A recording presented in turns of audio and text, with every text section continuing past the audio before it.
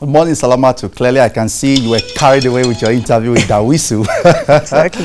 Okay, guys, good morning. Welcome to Kakaaki Social. I am Ohimaya Maize. This is the segment where we spotlight the issues shaping conversations in the Nigerian social media. So, was Kaduna State Governor Malam Nasir El-Rufai involved in the ghastly motor accident yesterday? Did his driver die in that accident? Was there actually such an incident? Well, these are the conversations happening in the social media all through yesterday. We saw the breaking of the news as was reported by a Twitter user, Jackson Ude, tweeting that El-Rufai, the governor of Kaduna State, was involved in a ghastly motor accident.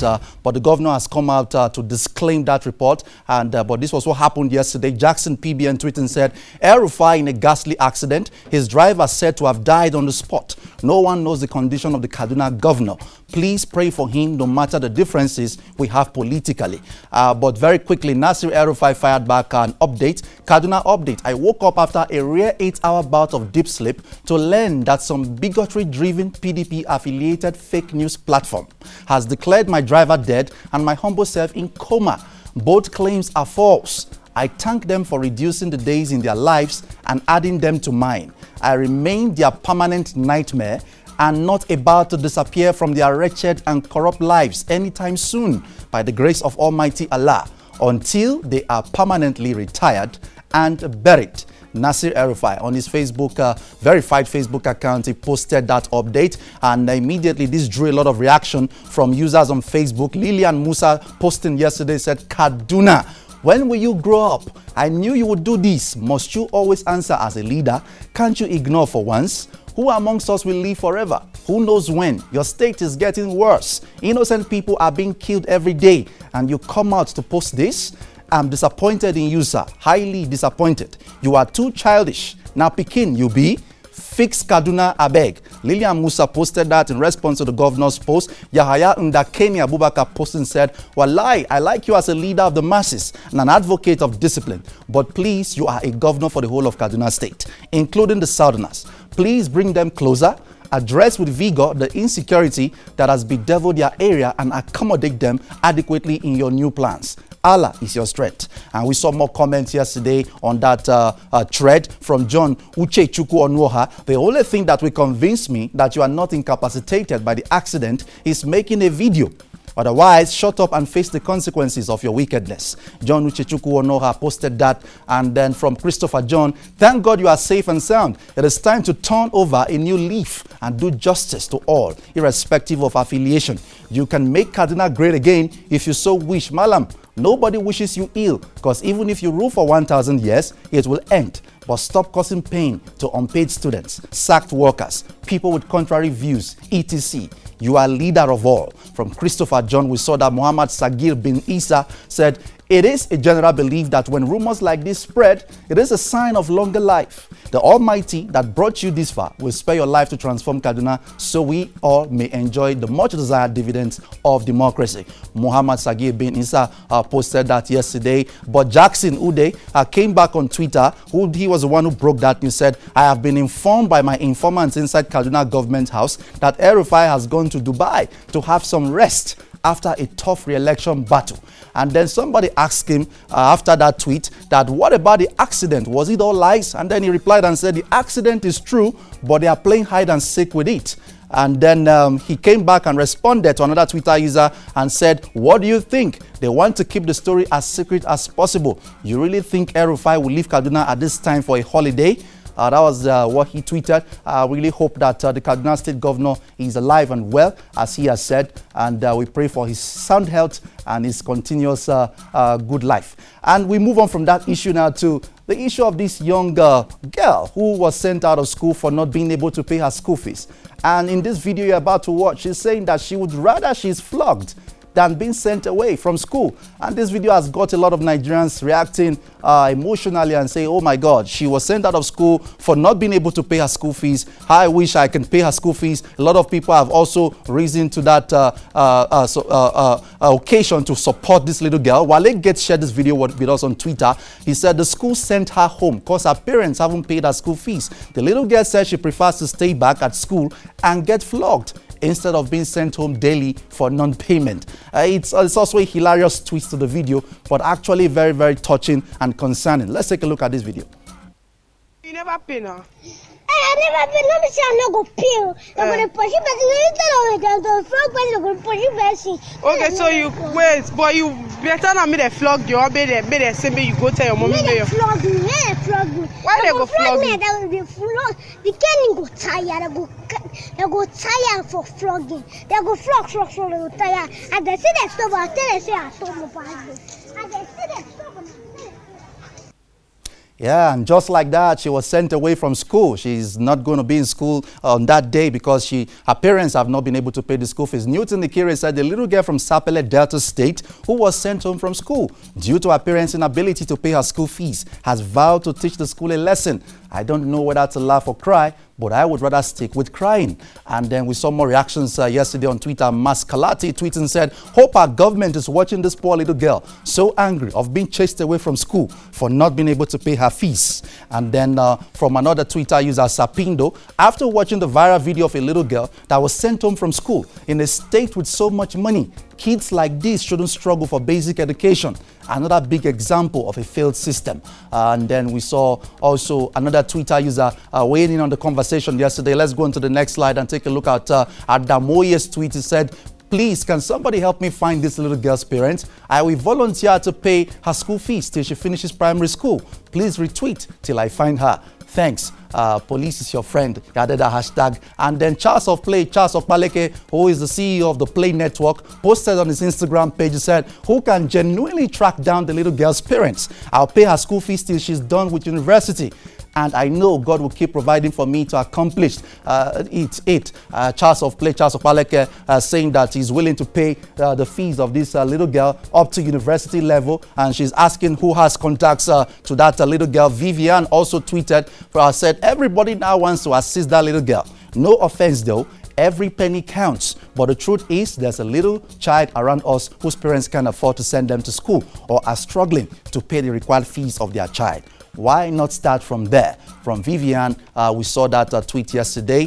And then we take a look at this video that is trending. A young man has landed himself in hot soup after stabbing a soldier and then ran into a church. I was shouting, Pastor, Pastor. This was on Instablog yesterday. Soldiers drag out a tout who ran into a church after stabbing their colleague in Magodo, Lagos. Let's take a look at this video and some of the comments that followed.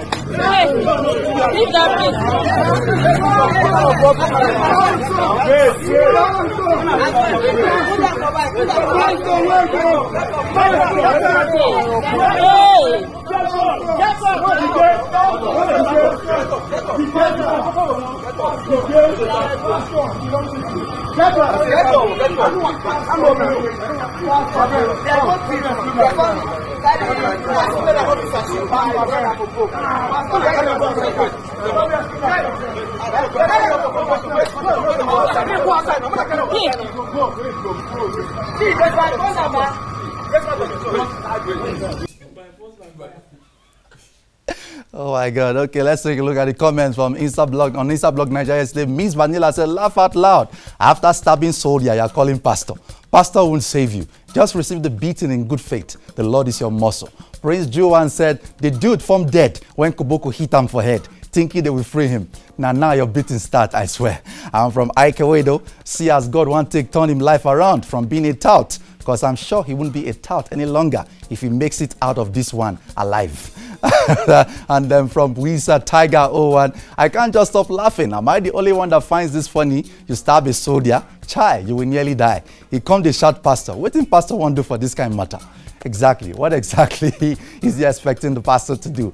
And yesterday, enterprising young Nigerians took to the social media to talk about the various things they do, from shoemaking to tailoring to food, and all sort of businesses were trending yesterday in the social media with the hashtag This Is My Hustle. So this morning we'll take a look at a couple of those businesses that were on the spotlight yesterday. It's Al-Kasim said, hello beautiful people. My name is Al-Kasim Abubakar Sadiq, CEO of Al-Kasim's Arts. We make nice customized t-shirts, phone cases, magic mugs, throw pillows, and jeans jackets. Please retweet. This is my hustle. And then we saw another tweet yesterday from Amir Jada. My name is Amir Jada, Chairman CEO Space Collection. I make shoes, both male and female shoes. This is my hustle.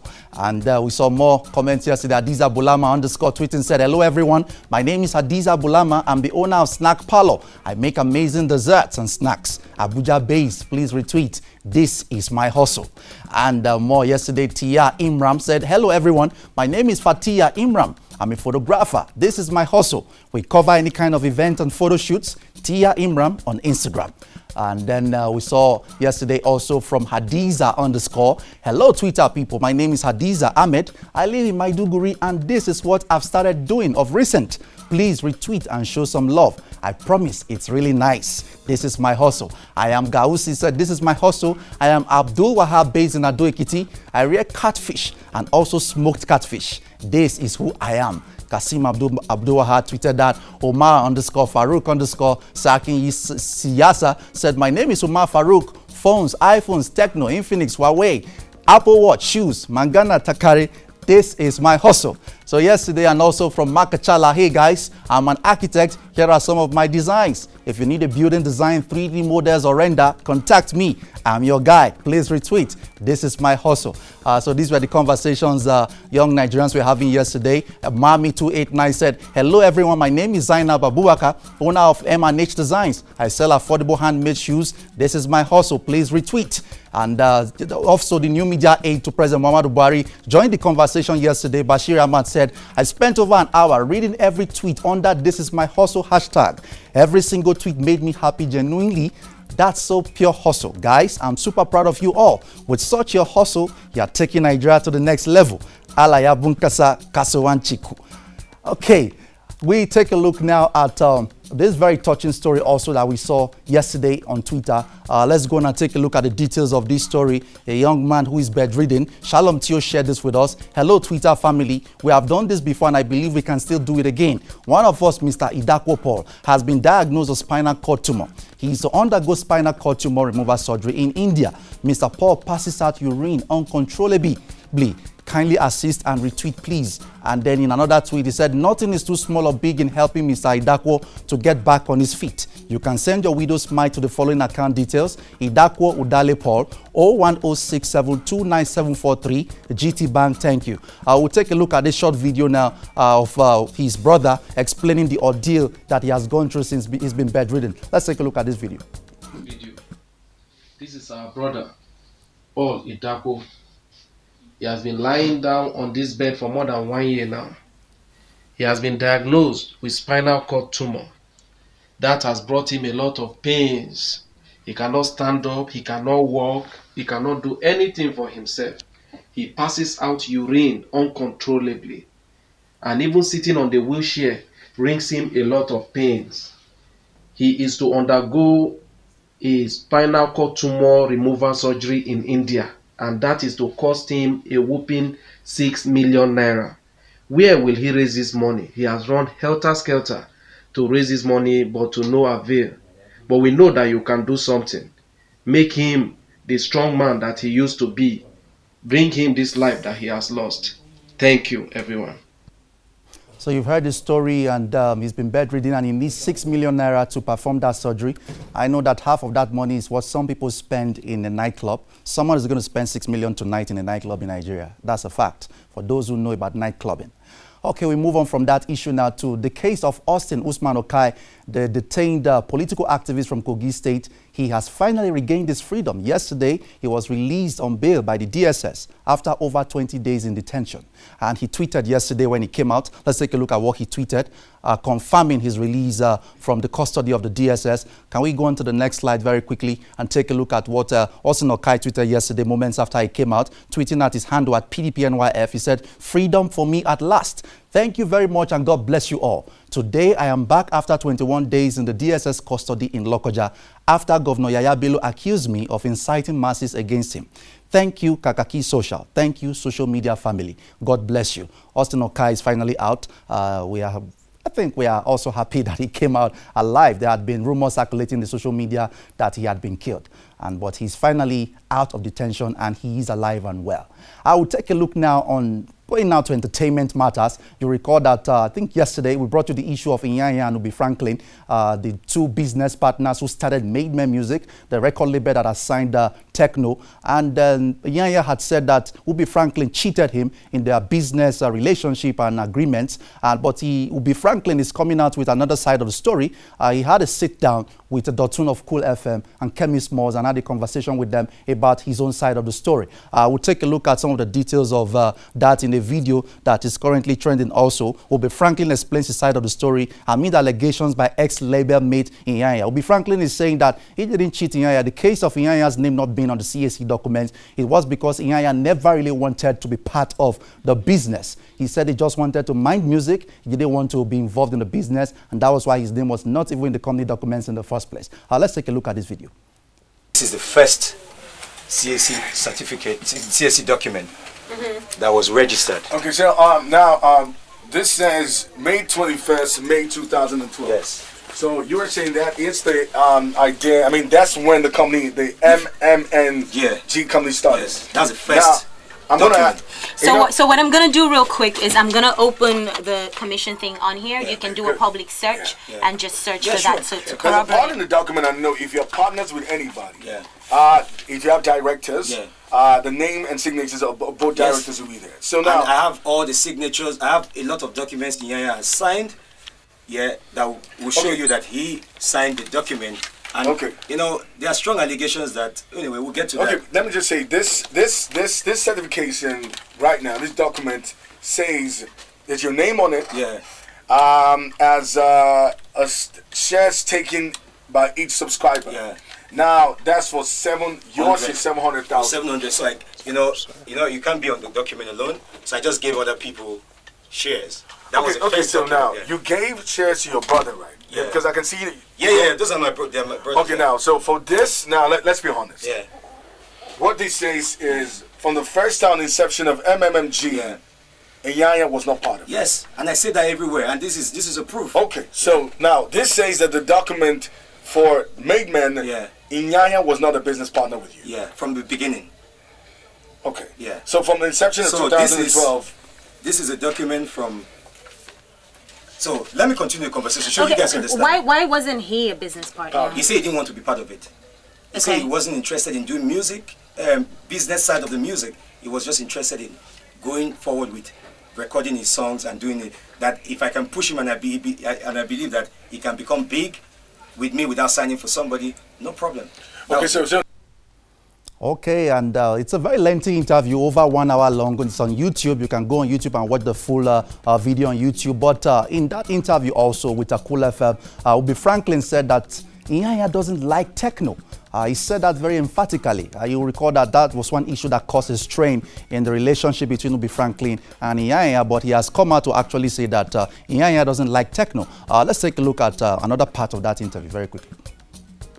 And what transpired in that time, and now before we went on that break, we were talking about the techno allegations. Okay. So the situation once again is that Inyanya said that at first he didn't know that techno was making as much money. He was having a conversation with him randomly, and techno just dropped it that 30 million naira is how much I made, and he was shocked because he wasn't getting anything. He also said that you were instrumental in pushing the narrative that he didn't like techno so much because techno doesn't like techno. I'll say it here. Okay. And I'll say it here. He doesn't. Okay. And I have proof to show that. Okay. So about the money, he then went on to say that 145,000 naira was all he got from techno. So what is this situation? All right. When I saw techno in Abuja, and I brought him to Lagos. No, I told him if your contract expires, call me. So I was there one afternoon, and then I saw a number 009 calling my phone. And we're at an event. This was in 2013. So I picked up the phone. And I said, hello. He said, Baba, na techno. I said, oh, how far away? He said, I did Lagos. I said, okay, come house now. So I sent him the house address. So he came. So he came at the point where we're trying to move into a new house. So we moved into that house, and we had not sorted out the things we need to sort. He was like, okay. So I contacted his lawyer. We started talking about it, but he said he had some things he needed to sort. So we did all the documentations before I brought a contract for him to sign. So at this point, I contacted Nyanya and said, yeah, you remember that? You remember Techno? Because Techno was already on Nyanya's album, Ekaite featuring Techno, right? So I said, remember Techno, Ekaite Love to Dance? He said, oh yeah. He said, he's here. I would like to also sign him. I think he's a great talent. And don't. Okay, yeah, you want to keep watching on and on, but I'm afraid that's the much we can take today on Kakaaki Social. Please follow the conversation on all our social media platforms at Kakaaki Social on Facebook, Twitter, and Instagram. Subscribe to our YouTube channel, Kakaaki Social. I am Ohima Maize, your anchor on this segment. We'll return next week, Monday, with Kakaaki Social at 8 a.m. Handing over back now to Chiko Dinaka and Salamat.